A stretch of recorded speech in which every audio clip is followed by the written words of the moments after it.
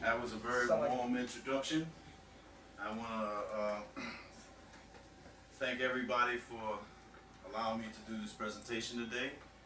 My name is Muhammad Shafiq Ali, by the way, Mr. Tariq, not Shafiq Muhammad Ali. Thank you. Good friend. My presentation will be, for my presentation today, I'll be utilizing the Quran. And the reason why I'm utilizing the Quran in this discussion is because it's the universally accepted book among the Muslims. Although among the Muslims we have differences. You know, you have your schools of thought, and you have these different books and things that they require you to study. Well, here today, we're going to find out the truth of the matter.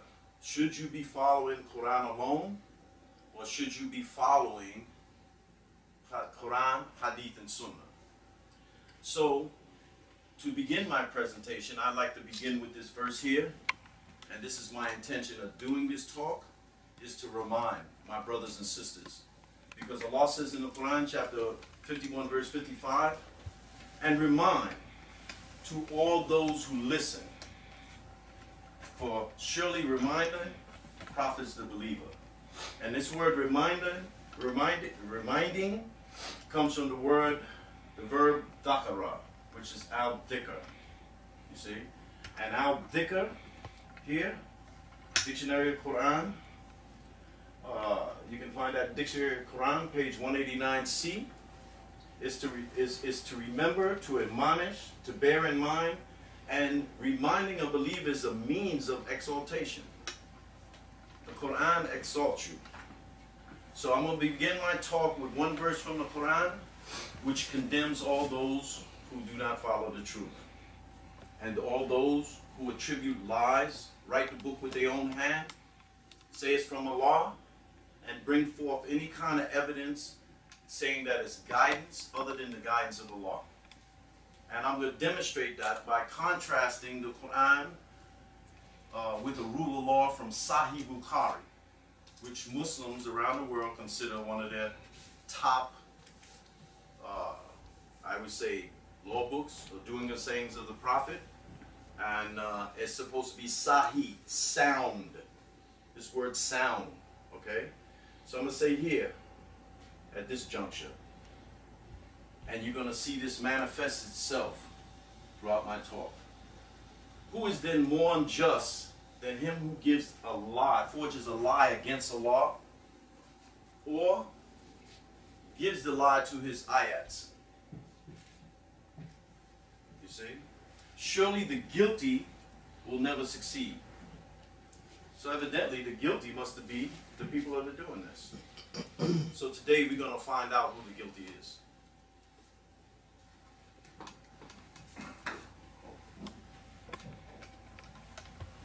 So today I will be utilizing the Quran, the whole Quran, and nothing but the Quran. And Allah has said in the Quran, and surely it is the certain truth. And the reason why I have this la here, or Allah has put this la here, because it is an emphasis, to give it more flavor. This is like, and surely it is the certain truth. Yakin, to be sure, something that is obvious. That is obvious. The truth is obvious. Al-Haq, this is what we're talking about, the truth, which is one of Allah's attributes. And it happens also, just on the face of it, to be the absolute truth, the infinite truth, because this is an indefinite article. Al, definite article, you see? And Al-Haq is a fact, authentic, the truth, and something that is a duty, and it's a duty that's incumbent upon every human being to stand for the truth. This is what Allah enjoins on us. So I want to find out now, and I want to demonstrate where the origin of this truth comes from. Do we get the truth from anywhere? Do we get the truth from our own minds?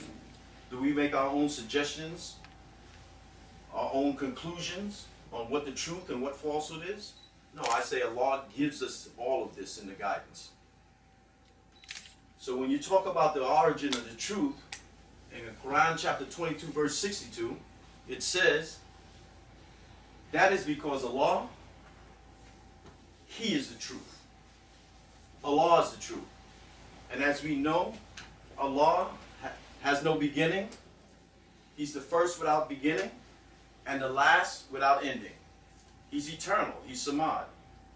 So that gives you the impression here, and these are verses that you can look, you can see that will give you his 57:3, Quran 55:26, where it says, everything on it passes away, but the person I, Lord, endures forever. So that's the internal, speaking, everything on the earth, everything living on the earth passes away, and the person of the Lord, person of Allah, endures forever.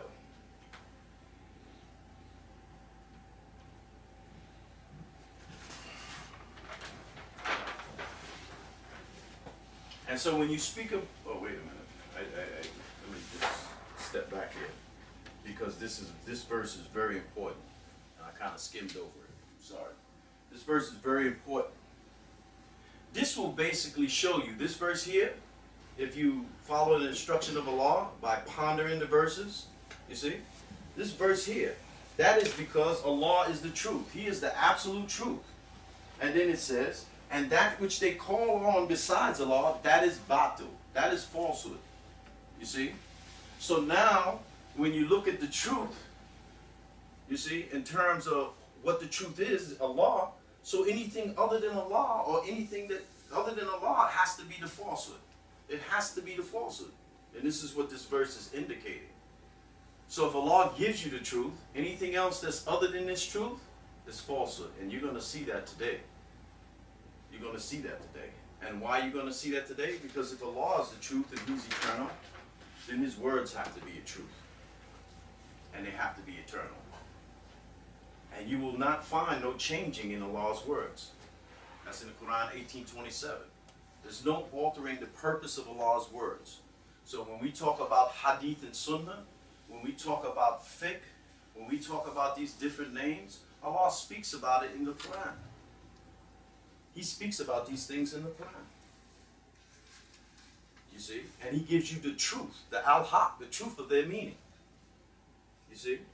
Because Allah says here, and Allah will establish the truth by His words, though the guilty be adverse. Now we just saw that in another verse about the guilty. So what is the guilty being adverse about?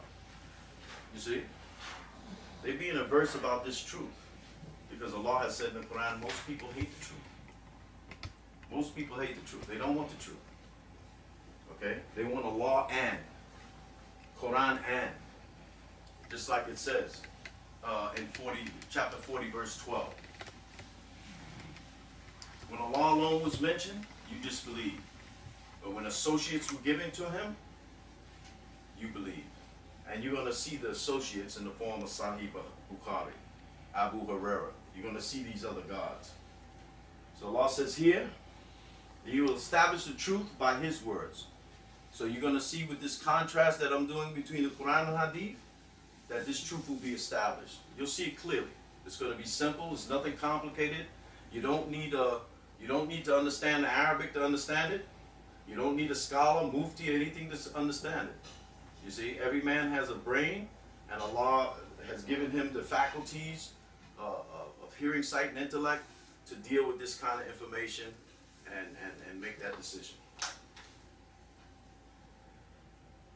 And this truth here, Allah says that He blots out falsehood and confirms the truth of any matter that He portrays to us or has revealed to us. He blots out that falsehood with the truth, and you can have these verses here, chapter 42, 24, and also 47, 28. Now, we as Muslims, all of us want to call ourselves believers. Believers. You see, believers. We don't want to start at the beginning. We just want to jump and be believers. So, I just want to bring to your attention that Allah has said, because Allah is the truth, His word is the truth, His word establishes the truth. So this is His word that He gives you. And He gives you a description in these two verses of a believer and a disbeliever.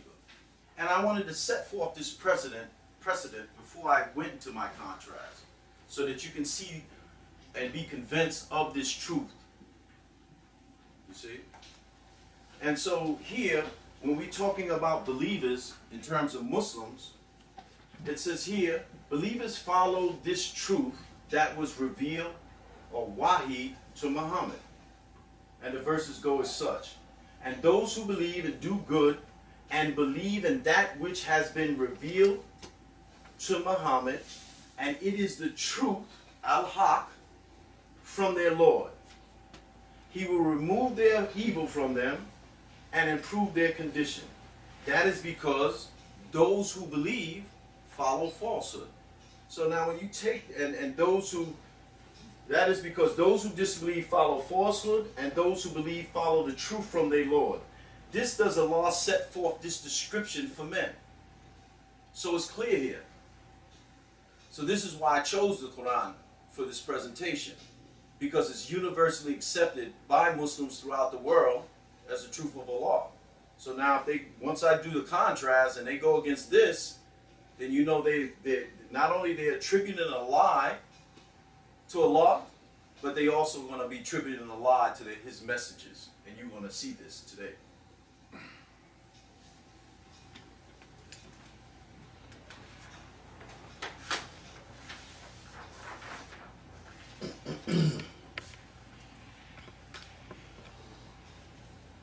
Now, Allah, He puts forth a question for humanity. In Quran chapter 10, verse 32. He asked a question, and this is a question for you to answer. It's not just put here for for the sake of decoration or whatever, you know, so you can look at it, recite like you're reciting a songbook or something. This is put here asking you a question so that you can ponder. And it says, such then is Allah, the true Lord. And what is there after the truth but the law? They say error, but the Arabic word is the law, which means astray, which means you're off course. So I'm utilizing the Quran again, to demonstrate its purpose in, or I should say, to demonstrate how the Quran will blot out truth. Blot out falsehood. The Quran is going to blot out falsehood. Allah says He hurls the Quran at the truth at falsehood and knocks out his brains. They have several verses that you can see throughout the Quran that demonstrate this and the truth of the Quran, if in fact you are submitting to Allah and His word. So now let's now at this juncture, and I hope everyone understood what I was coming from in terms of truth, and I hope I did some kind of clarity to it, okay? Where you can see through the verses of the Quran that the origin of the truth comes from Allah. He's the truth Himself. Why? Because He's the first and the last, He's eternal. And everything else besides Allah is His creation. So the truth of the matter is with Allah, with everything. Number two, He's established this truth for us with His words. His words are the Quran. His words are the Quran. And the Quran has been standing for 1460 years. You know, even scientists today are finding out that this Quran has written things in science and nature and geology and stuff like that we're just finding out now. Just finding out now. So let us now just, before I go too long, let us now just contrast this Quran with a rule of law from Sahih Bukhari. And that rule of law will be zina, and the punishment for zina. Zina is what they call illegal sexual intercourse. That means any form of sexual intercourse that's not done in the proper manner, or you're not married, will be illegal. Whether it be anything. Anything. Okay? So this is what we're going to do. We're going to contrast this Quran with the rule of law from Sahih Bukhari, volume 9, book 91, number 365. So the title will be Quran alone versus the associates. Or Tawheed versus Shirk. Quran alone versus Hadith and Sunnah, or Tawheed versus Shirk.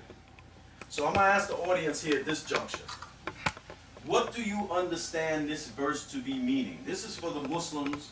I'm putting this verse here for the Muslims who believe in Hadith and Sunnah and deny the fact that they think that they are not mushriks. Not mushriks. 2262 says the same thing, and this verse will say the same thing also. This is a command to Muhammad and a command to us. Follow what is revealed, wahi, to you from your Lord. There is no God but He, and turn away from the mushrikeen. So what is happening here? What is happening here with this verse? What kind of instruction is being given to the Muslims here? It's very clear. Number one, follow what is revealed to you from your Lord. Number two, there's no God but He. Right? So when you say follow what is revealed to you from your Lord, this would indicate some type of service. So Allah has said in Quran 51:56 that He created all the men and all the jinn to serve Him. So this would clear up this verse right here. When you following what is revealed from Allah, you are performing a service. You are serving your Lord by obeying His commandments. And to turn away from the mushrikeen, these are the people who won't do this, who will not do this at all. The only time that they are happy is when they bring their associates. This is what mushrikeen means. It comes from the word shirk, which means sharing, partnering with the law in His authority, in His kingdom. You see? Which is a grave offense in the sight of Allah, because Allah says He forgives all the sins, even except for shirk. He even tells the person that has been prodigal to his soul, never despair of the mercy of Allah, because He'll take care of you. Why? Because all you have to do is change your condition, and He'll improve your condition.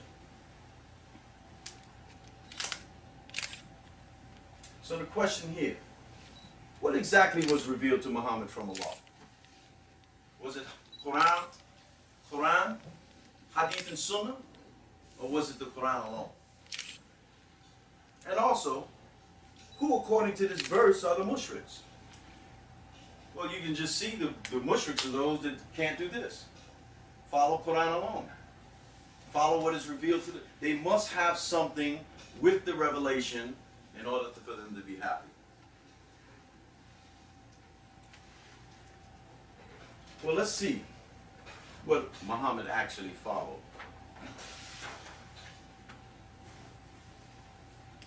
So here in this verse, Quran chapter 6:19, we have a clear indication here. Why?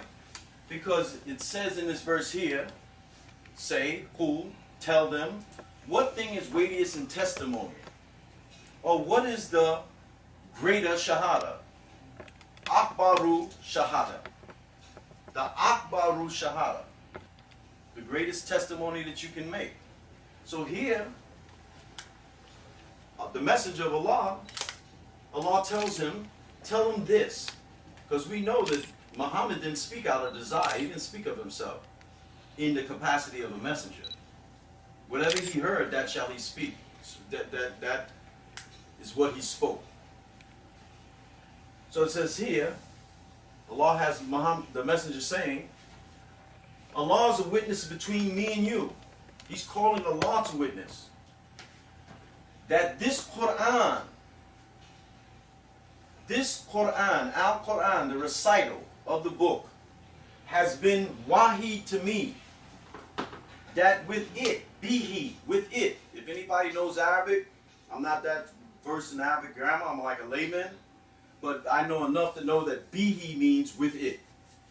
So it doesn't say with Quran and other books. It doesn't say, nothing is added on the Quran. No Quran and. 2262, Allah is the truth. What is after Allah but falsehood? There's no Allah and. There's no Allah and nothing. There's no Quran and nothing. And I'm letting y'all know this now.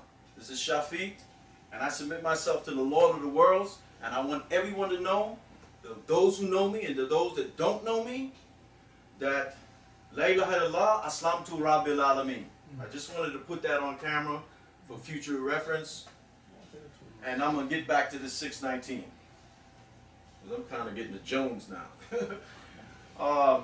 the Quran has been revealed to me that I may warn you with it, not with anything else, and whomsoever reaches. So whomsoever it reaches. The Quran is still reaching people today, and the messenger is dead. So the Quran has become the messenger now. It says, do you really bear witness that there are other gods with Allah? What are these other gods? So just for a side note, for anybody that wants, if you read 1035, Allah will tell you who your associate gods are. The ones you count on to guide you for the truth. When you know that Allah is more worthy to guide to the truth. You're taking something that's infinite, and you're taking something that's not infinite. That's a finite object. And the finite object is challenging the infinite. And they're producing a lot of, what I would say, bad karma throughout the world. They're misleading a lot of people.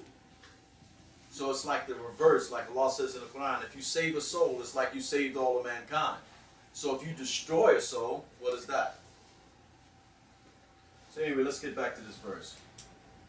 It says here, Allah is witness between me and you, and this Quran, the Quran, Al-Quran, has been revealed to me that with it I may warn you and whomsoever it reaches. Do you really bear witness that there's other gods with Allah? Say, I bear not witness, He is only one God, and surely I am innocent of that which you set up with Him. This is what the Prophet said. So Allah has came along in the Quran also, because He always verifies and supports and gives the truth to you. He comes by and says in chapter 2, verse 23, He says, if you are in doubt to this, if you're in doubt as to that which we revealed to our servant, then you produce a surah like it. Hadith and Sunnah is not a surah. No way, shape, or form. And also, in Quran chapter 43, it speaks about hold fast. As a matter of fact, excuse me one minute, I should have took this out before. As a matter of fact, I think this 43 is kind of important, and I want to read it to you.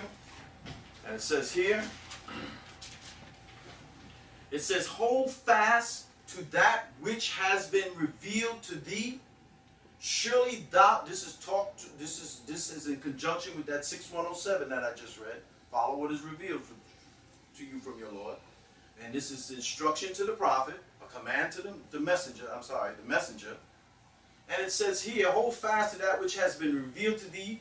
Surely thou art on the Sirat al-Mustaqim. Surely thou art on the Sirat al-Mustaqim. And we as Muslims want to be on the Sirat al-Mustaqim, because Allah is upon the Sirat al-Mustaqim.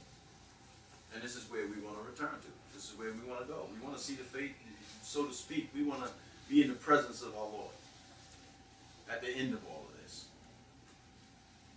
So Allah says, surely those who are successful will purify it, and those are losers, speaking of the soul, those who are losers who corrupt it. And the only way you can corrupt it, Allah says, is by associating partners, disobeying Allah, being rebellious, unjust. So now, here's the contrast.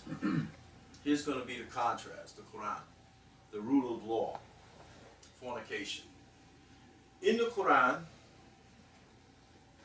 chapter 24, verse 2, Allah has said there, and this is called the law relating to adultery. You know, as Muslims, some of us, we hold on to certain beliefs and think that they're true. And we don't take the time to verify its source or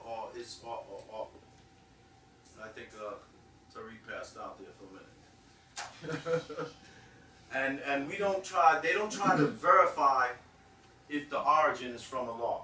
Because guidance only comes from Allah. It doesn't come from nowhere else. Man's guidance, his salvation, comes from God. So anyway, let's get to the law here. 24:2. And I'd like to read this first verse to just put a little emphasis on it, if it does, if it doesn't, for the individual, but it does for me.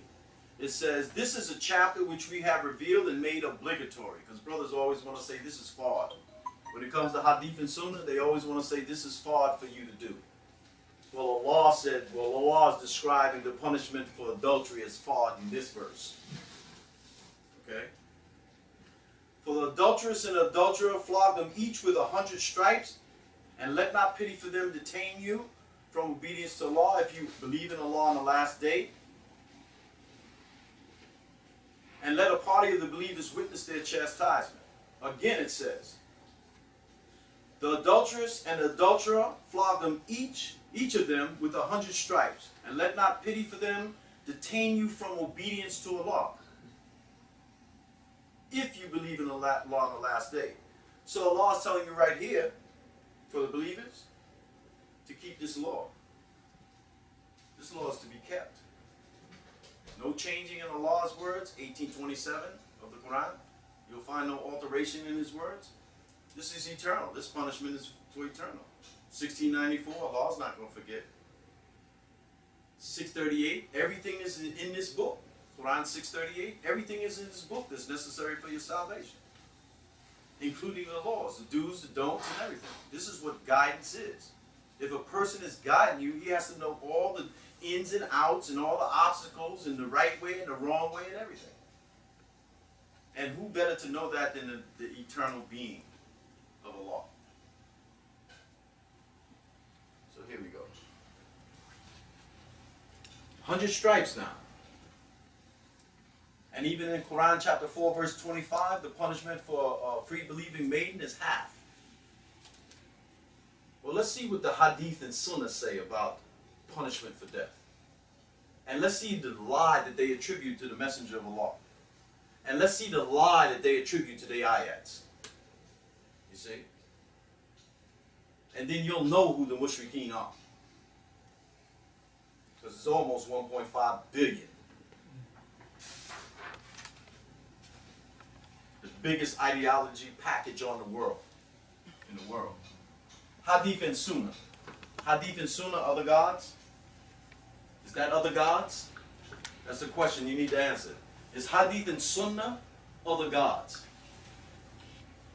So here's the Hadith. Sahih Bukhari, volume 9, book 91. Hadith number 365. Narrated Abu Hurairah. Keep in mind now, 1736. Right? You're not supposed to be pursuing anything unless you have ascertained it to be the truth. And that's the opposite of tabi'ah, takfu. Follow what is revealed to you from your Lord, tabi'ah, which means to be in sync with, to imitate, to be like. Do what you see me do. And we know in 10:15 that the Messenger of Allah only followed revelation. So Abu Hurairah, do you know him? Can you bear witness to this? To bear witness, Shahida, you have to be present. Can you bear witness to Abu Hurairah? So he says, while we were sitting with Allah's apostle, a Bedouin got up and said, O Allah's apostle, settle my case according to Allah's book, laws.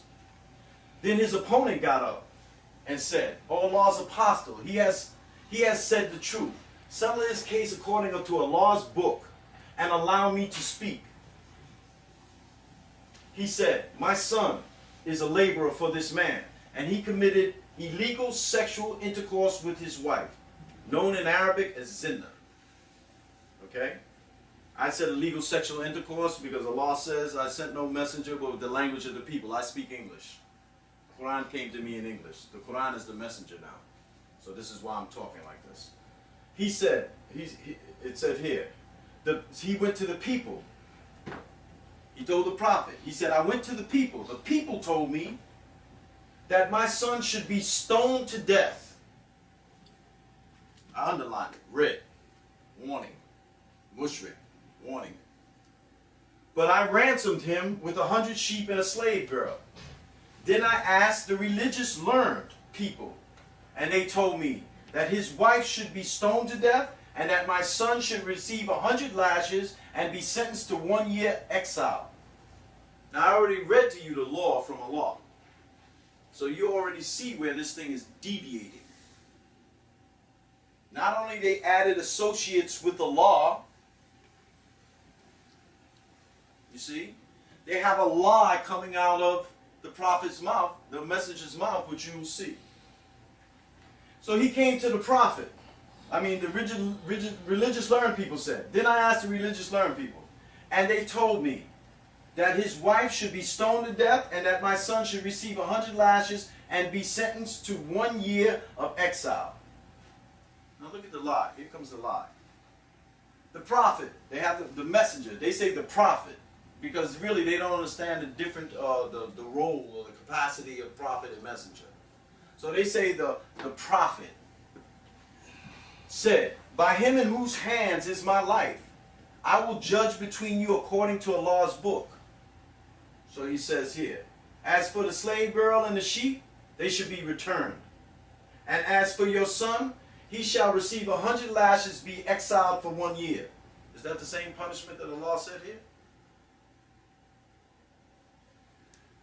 And then he called out to Yunus, addressing a man from Bani Islam. And he said, go tomorrow morning to the wife of the man, and if she confesses, then stone her to death. So he went the next morning, the wife confessed, and he stoned her to death. They have the messenger saying this. They have the messenger saying this. The messenger would never speak against Allah. Would never speak against Allah. Question. Where, according to the book of Allah, is stoning to death mentioned as a punishment for illegal sexual intercourse? I just read the Quran chapter 24 verse 2. That's the law in the Quran. So where does it say stoning to death? So here's your associate that you added on with the law. You just added something onto the law. Allah and. Even though you sit and read a verse every day, because Ramadan just passed, you're supposed to read the whole Quran during the month of Ramadan. You didn't see the verse 2262? What is there after Allah but falsehood?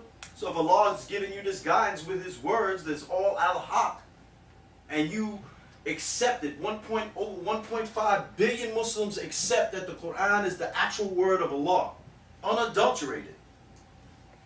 But yet you add to it, because you don't feel that Allah is sufficient. You don't feel that this Quran is sufficient. You see? So again, where in according to the book of Allah is stoning to death done? Stoning to death issued as a punishment for zina. So I say to you out there, all the brothers that know me, that has called me a Quran alone, one thing after another, you see, you're going to see that according to 619, the messenger of Allah was Quran alone also. Quran alone also. Because he brought Allah as a witness to a testimony, which is the greater testimony. Greater than what you're saying. Ashhadu an la ilaha illallah wa ashhadu anna Muhammad Rasulullah. As soon as you say that, that makes you, you're giving Muhammad the legitimacy to issue laws for you. So now you have associated partners with Allah.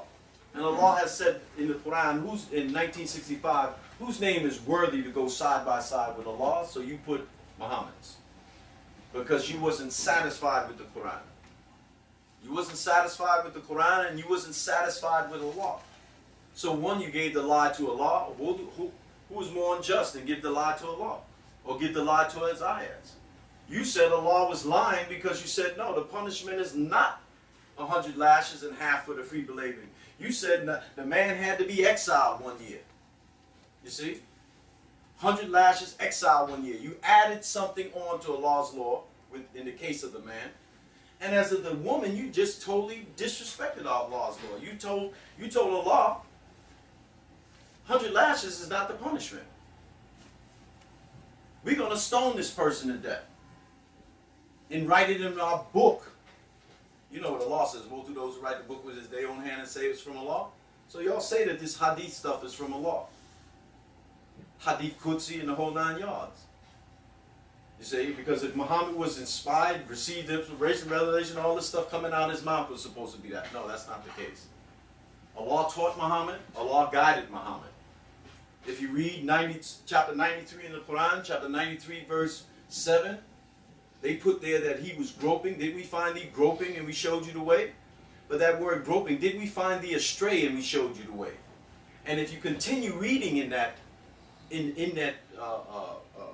surah, when you get to verse 11, it will show you that the Prophet, the Messenger of Allah, never recited this kind of stuff.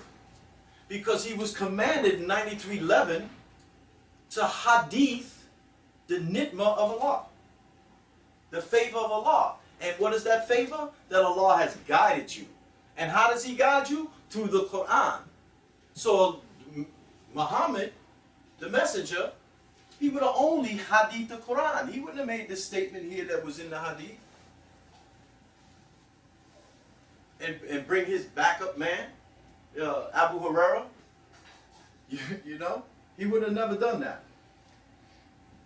So I say to you here, Allah has put something for you in the Quran also, 931. They take their doctors of law and their monks as laws besides Allah, and Messiah and the Messiah, son of Mary. And you were commanded, it says in John, but when you read the Arabic, it says you were commanded that they should serve only one God. You see? There is no God but He, be He glorified from what they set up. So you see throughout this whole I would say Deen-ul-Law, because y'all say the religion of Islam. I say Deen-ul-Law, because there's no such thing as religion. In terms of Allah didn't reveal the religion, He revealed laws. And if you ponder, Allah has said there's signs in the heavens and earth. So if you ponder the heavens and earth and the people and stuff like that, you see everything follows laws and processes. Birds don't come out the tree and build nests in the ocean. Dolphins don't come out the ocean and go in the tree and build nests. Everything has a law. So Allah has prescribed a law and a way for us. He tells you that. For everybody.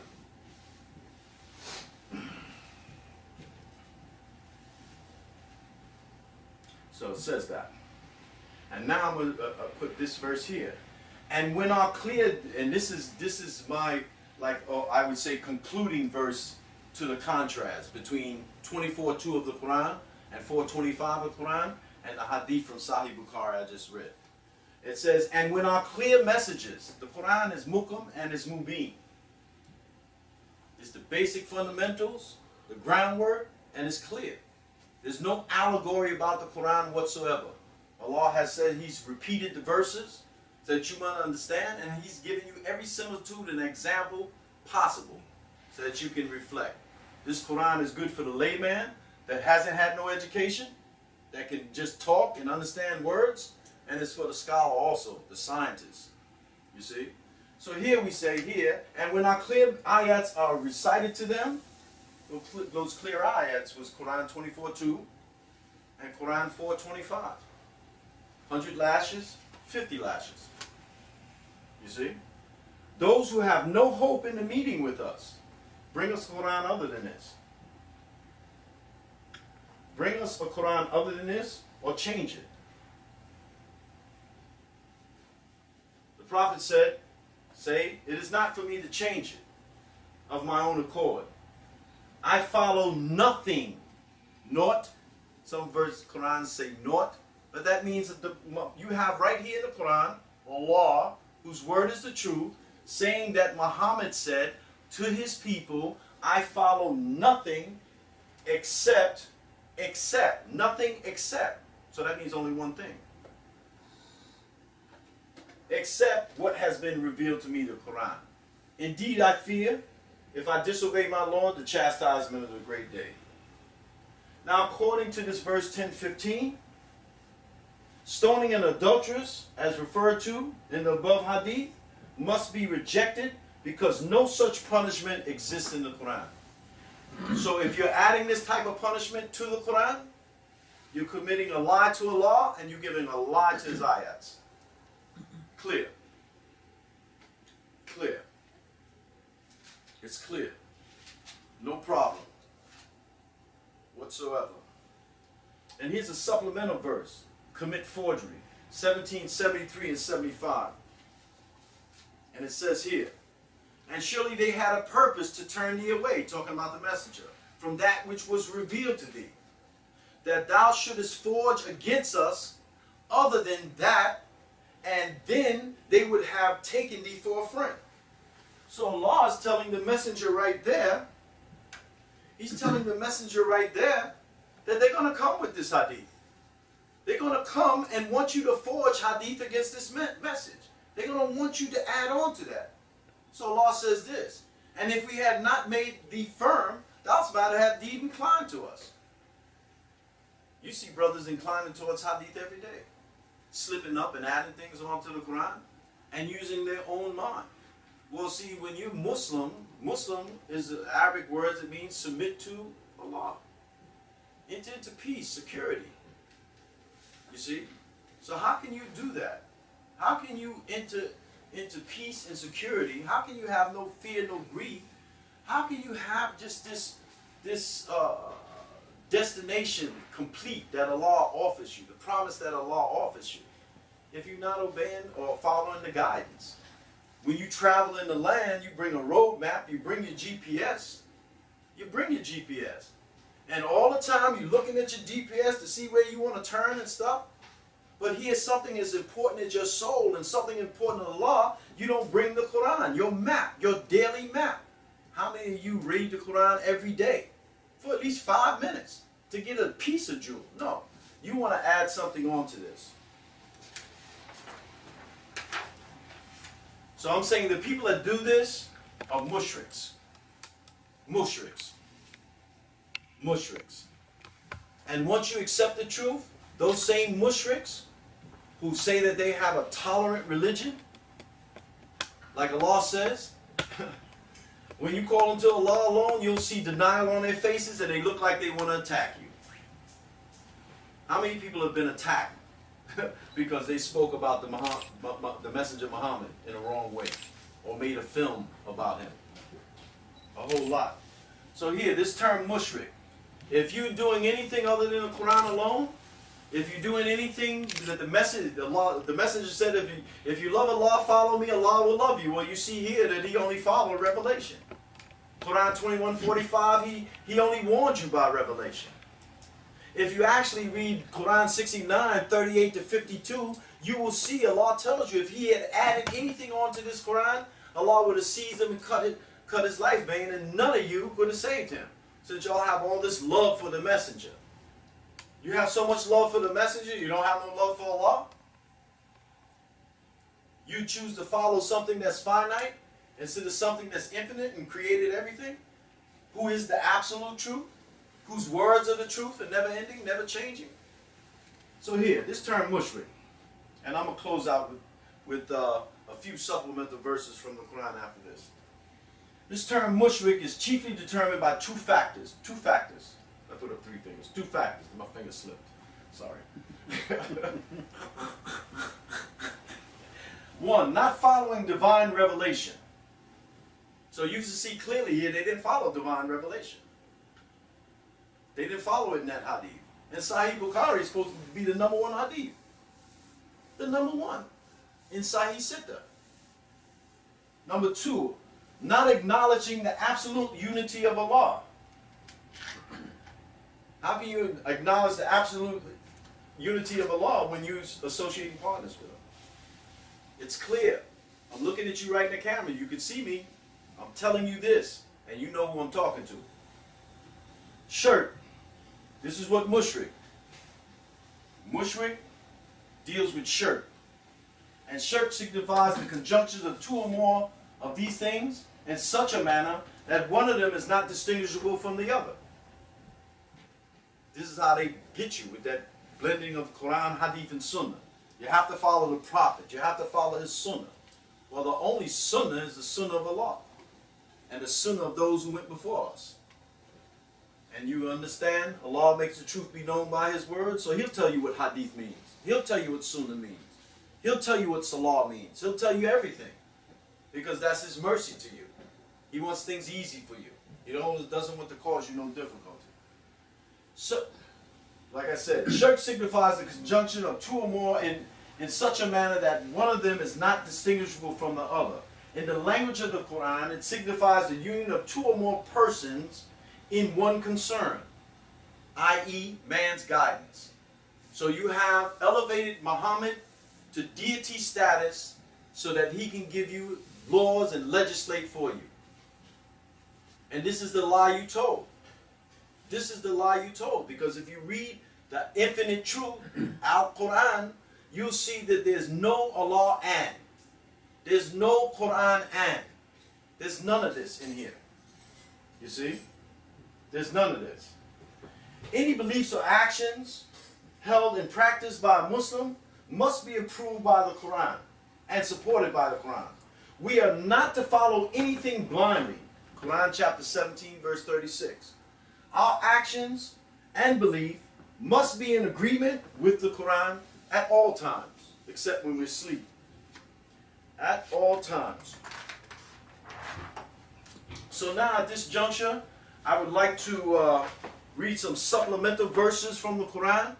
And if anyone in the audience or out there in the video world, if you have a pen, I suggest you take some of these down and check them for yourself to see if this situation is correct.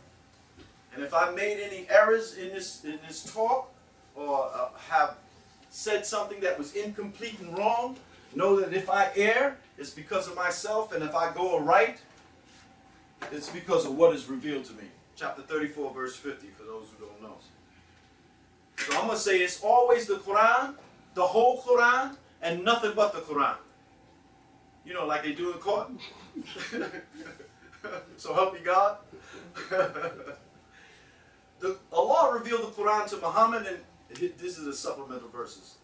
Allah revealed the Quran to Muhammad, his messenger, the last prophet. Quran chapter 27 verse 6. The only book that the messenger delivered to the world is the Quran, chapter 6 verse 19. The sole mission of the messenger is to deliver the message, Surah 6 verse 35. Surah 16 verse 35. We must obey Allah's messengers. Quran chapter 3 verse 31 to 32 and chapter 24 verse 56. Anyone who disobeys Allah and his messenger is a disbeliever. 72 verse 23. We have been commanded to follow the Quran alone. Chapter 7 verse 2 and 3. Chapter 17 verse 46. The Quran contains everything that we need for guidance. Chapter 16 verse 89, where Allah speaks about the Quran being fully detailed. Fully detailed. Explaining all things. Kulli shay'in. All things. All things. Okay? It says here, Allah did not leave anything out of the Quran, chapter 6 verse 38. So everything that's necessary for your guidance, your well-being, is in the Quran. Wisdom, like some Muslims want to say that this hikmah is the Sunnah of Allah. The Sunnah of the Prophet, excuse me.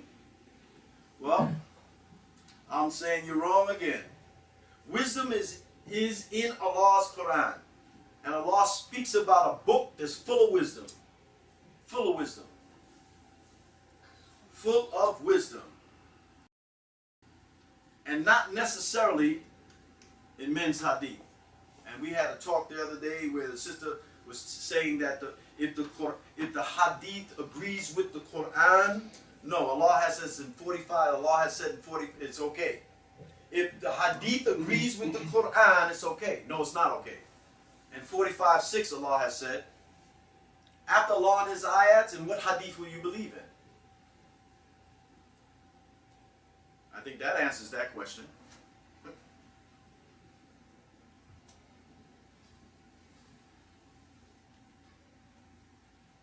It says, wisdom is in God's Quran, not necessarily in men's hadith, 1739, 36:2.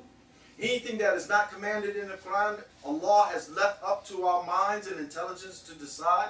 Chapter 5, verse 101. The Prophet Abraham was the founder of Islam and a good example for us to follow. Chapter 22:78, chapter 2, verse 135, and chapter 6, verse 60, verse 4. Muhammad was a follower of Abraham, chapter 3, verse 68, chapter 16, verse 123. We should not follow any hadith besides the Quran as a source of guidance. I just mentioned that. Quran chapter 45:6. There are those who use vain hadith to mislead people.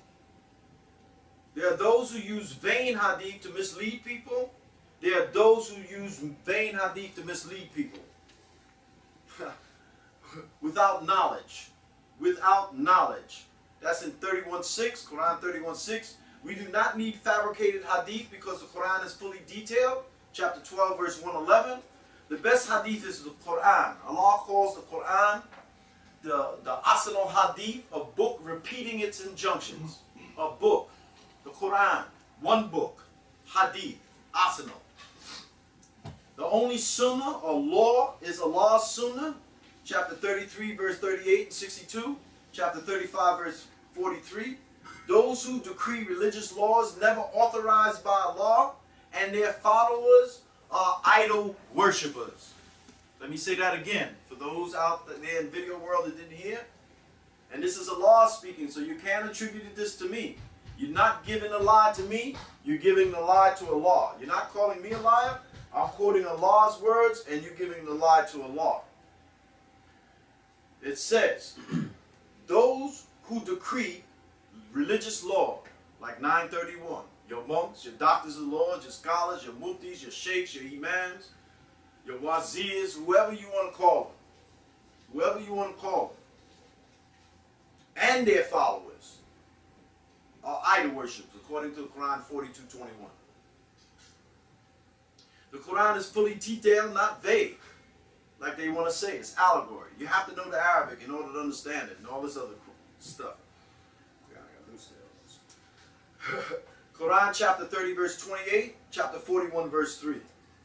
The Quran has been explained and detailed by Allah Himself.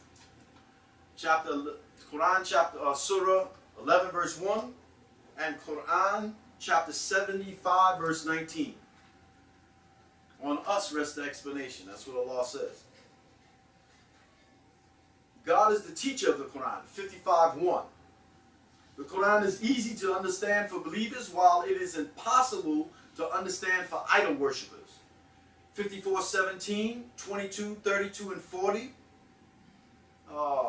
Chapter 17, verse 46 and 1857. Muhammad, the messenger, is a good example, did not accept and follow any other source besides the Quran. I gave you that in 6:19.